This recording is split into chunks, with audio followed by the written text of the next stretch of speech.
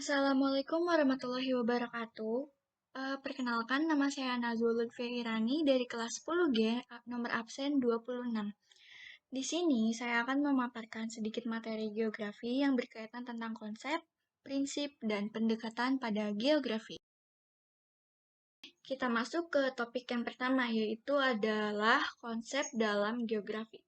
Dalam geografi sendiri, konsep memiliki 10 jenis. Jenis yang pertama itu adalah konsep lokasi.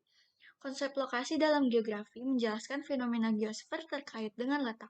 Konsep ini biasanya digunakan untuk menjawab pertanyaan letak geografis suatu objek di permukaan bumi. Konsep lokasi memiliki dua pemahaman. Yang pertama adalah absolut atau lokasi yang tetap secara astronomis.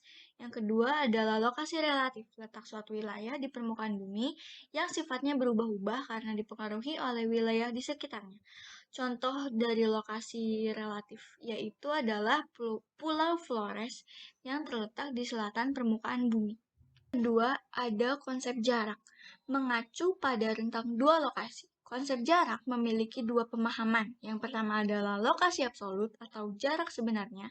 Contohnya itu adalah jarak Kabupaten Malang dan Ibu Kota DKI Jakarta adalah 888.000,5 km. Yang kedua adalah jarak relatif atau berdasarkan waktu tempuh. Contohnya, jarak dari Jakarta ke Malang dengan pesawat adalah 1,5 jam. Yang ketiga adalah konsep keterjangkauan. Konsep geografi ini mengacu pada kemudahan untuk mencapai suatu objek yang dipengaruhi oleh kondisi geografis suatu wilayah. Contohnya, dari Jakarta akan lebih mudah menjangkau Kota Padang daripada Kepulauan Mentawai. Yang keempat, ada konsep pola. Konsep ini mengacu pada susunan atau penyebaran fenomena pada ruang muka bumi. Contohnya adalah pola pemukiman penduduk di wilayah pesisir memanjang mengikuti garis pantai. Yang kelima adalah konsep morfologi. Konsep morfologi menggambarkan perwujudan daratan di muka bumi yang merupakan hasil proses pengangkatan atau penurunan wilayah melalui proses geologi. Contohnya itu seperti pulau-pulau, dataran yang luas, pegunungan, dan lembah. Yang keenam adalah konsep aglomerasi atau pengelompokan. Konsep geografi ini adalah kecenderungan persebaran yang bersifat mengelompok pada suatu wilayah. Contohnya, pemukiman penduduk masyarakat perkotaan. Mereka cenderung tinggal mengelompok, sehingga timbul pengelompokan pemukiman seperti daerah elit, daerah kumuh, dan sebagainya. Yang ketujuh adalah konsep nilai guna. Nilai guna mengacu pada kelebihan yang dimiliki suatu tempat atau wilayah tertentu yang memiliki nilai kegunaan yang berbeda berdasarkan fungsinya. Contohnya, wilayah yang memiliki alam yang indah cocok sebagai daerah wisata. Yang kedelapan ada konsep diferensiasi area. Diferensiasi area menggambarkan keunikan atau karakteristik antara wilayah satu dengan yang lainnya. Contoh konsep ini misalnya masyarakat yang tinggal di pesisir bekerja sebagai nelayan, sedangkan warga pegunungan biasanya bekerja di kebun atau ladang. Yang kesembilan adalah konsep keterkaitan antar ruang. Konsep ini menunjukkan tingkat hubungan antar wilayah. Contohnya daerah hilir yang mengalami banjir karena pembangunan yang terjadi di daerah hulu.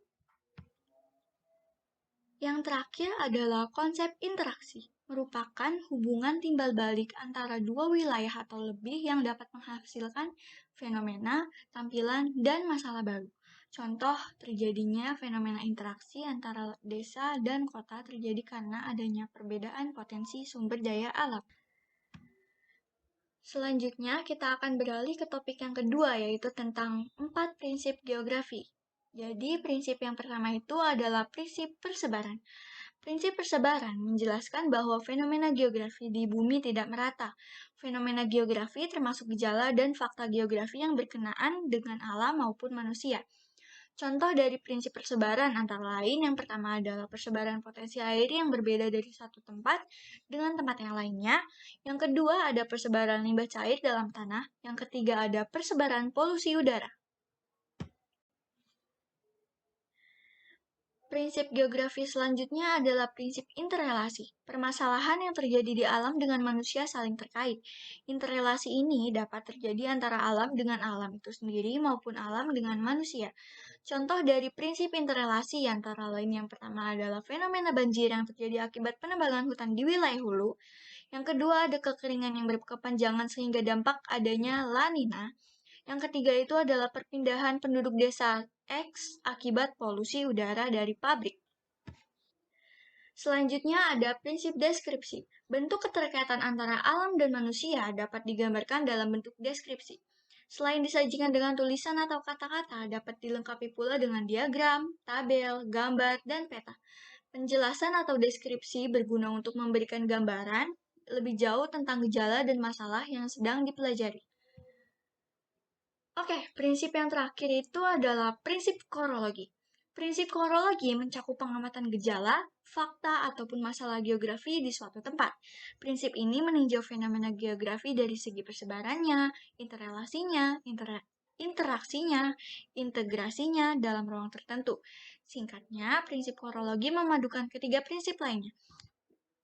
Kondisi wilayah akan memberikan ciri khas pada suatu gejala, fungsi, dan bentuk.